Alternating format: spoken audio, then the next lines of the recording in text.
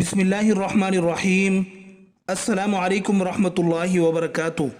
हज़रत इब्न अब्बास रज़ी अल्लाह अन्हु से मरवी है कि रसूल अकरम सल्लल्लाहु अलैहि वसल्लम ने फरमाया, जो जुमा के बाद 100 मरतबा सुबहानल्लाहिल अज़ीम व बिहम्दिही पढ़ेगा, उसके 1 लाख और उसके वालिदैन के 24,000 गुनाह मुआफ़ हो जाएंगे। हज़रत अब्दुल्ला बिन उमर रज़ी अल्लाह अन्हुमा रिवायत करते हैं कि एक शख्स हज़रत सल्लल्लाहु अलैहि वसल्लम की खिदमत में हाजिर हुआ और अपनी तंगदस्ती का शिकवा करने लगा, तो आप सल्लल्लाहु अलैहि वसल्लम ने उस आदमी से फरमाया, क्या तुम्हें वो तस्बीह भूल गई है जो मलाइका की तस्बीह है, तमाम मखलूक़ात की तस्बीह है, उसी के ज़रिए सबको रिज़्क दिया जाता है। हज़रत अब्दुल्ला बिन उमर रज़ी अल्लाह अन्हुमा ने अर्ज़ किया, या रसूल अल्लाह सल्लल्लाहु अलैहि वसल्लम, वो कौन सी तस्बीह है?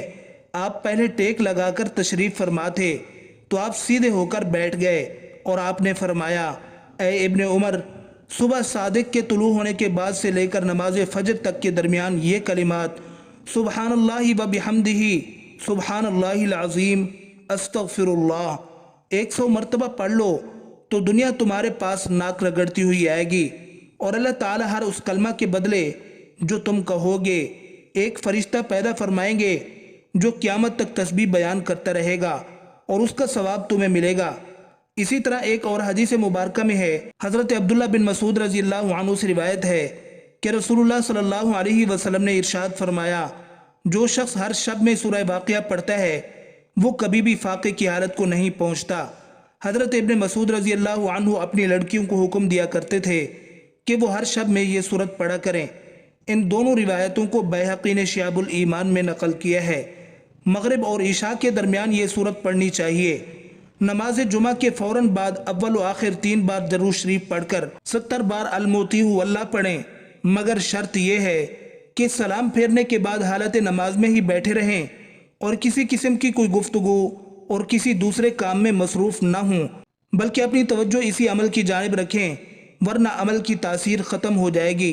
पढ़कर दुआ करें, यह अमल हर जुमा को मुसलसल करें, इंशाअल्लाह रिज़्क़ का मामला हल हो जाएगा।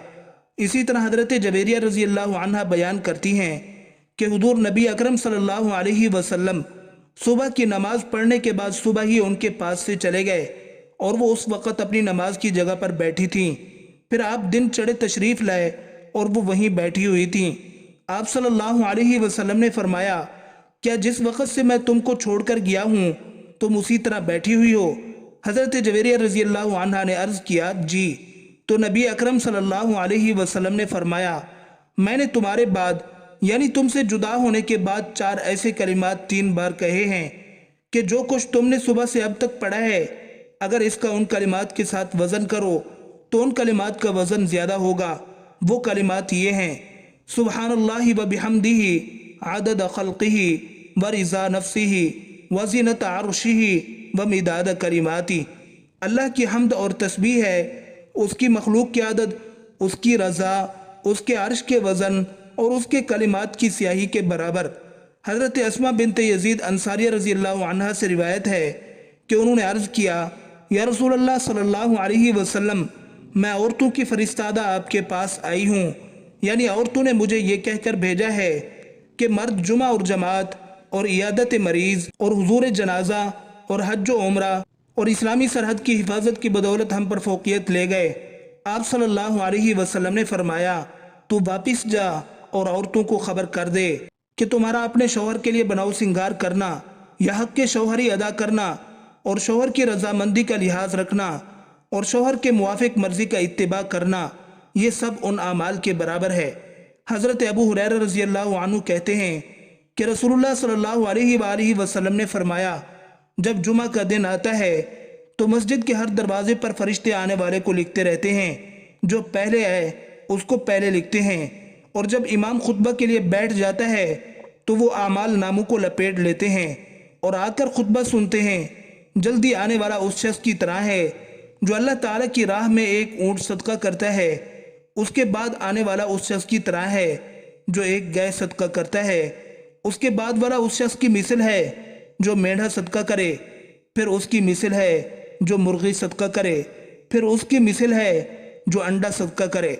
अमीरुल मोमिनीन हज़रत सैयदना अली इब्न अबी तालिब रज़ी अल्लाह अन्हु से रिवायत है کہ حضور نبی کریم صلی اللہ علیہ وسلم نے ارشاد فرمایا، جس شخص نے جمعہ والے دن سورۃ الکہف کی تلاوت کی تو وہ آئندہ جمعہ تک ہر طرح کے فتنے سے بچایا جاتا ہے، یہاں تک کہ اگر دجال بھی نکل آئے تو اس سے بھی محفوظ رہے گا۔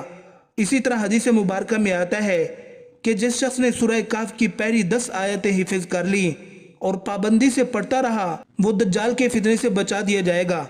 اسی طرح آخری 10 آیتوں کے متعلق بھی روایت آتی ہے، اور اسی طرح ایک روایت میں یہ بھی آتا ہے کہ جو شخص سورہ کہف کی پہلی 3 آیتیں پڑھتا رہے گا وہ بھی دجال کے فتنے سے محفوظ رہے گا۔ جمعہ کے روز کثرت کے ساتھ حضور نبی کریم صلی اللہ علیہ وسلم کی ذات گرامی پر درود شریف پڑھنا چاہیے۔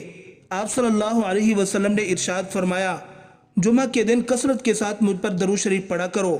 جو کوئی مجھ پر جمعہ کے دن درود شریف پڑھتا ہے میرے سامنے اس کا درود شریف پیش کیا جاتا ہے۔ درود شریف چاہے دن کو پڑھا جائے یا رات کو، ثواب برابر ہے۔ چنانچہ آپ صلی اللہ علیہ وسلم نے ارشاد فرمایا، جمعہ کے دن اور رات کو مجھ پر کثرت سے درود پڑھا کرو، کیونکہ جس نے مجھ پر ایک مرتبہ درود شریف پڑھا اللہ تعالیٰ اس پر 10 رحمتیں نازل فرماتے ہیں۔ حضرت انس بن مالک رضی اللہ عنہ نے بیان کیا کہ میں نے نبی اکرم صلی اللہ علیہ وسلم سے درخواست کی کہ آپ صلی اللہ علیہ وسلم قیامت کے دن میرے لیے شفاعت فرمائیں۔ آپ صلی اللہ علیہ وسلم نے فرمایا، ضرور کروں گا۔ میں نے عرض کیا، اللہ کے رسول صلی اللہ علیہ وسلم میں آپ کو کہاں تلاش کروں گا؟ آپ صلی اللہ علیہ وسلم نے فرمایا، سب سے پہلے مجھے پل صراط پر ڈھونڈنا۔ میں نے عرض کیا، اگر پل صراط پر آپ سے ملاقات نہ ہو سکے تو فرمایا تو اس کے بعد میزان کے پاس ڈھونڈنا۔ میں نے کہا، اگر میزان کے پاس بھی ملاقات نہ ہو سکے تو فرمایا اس کے بعد حوض کوثر پر ڈھونڈنا، اس لیے کہ میں ان 3 جگہوں میں سے کسی جگہ پر ضرور ملوں۔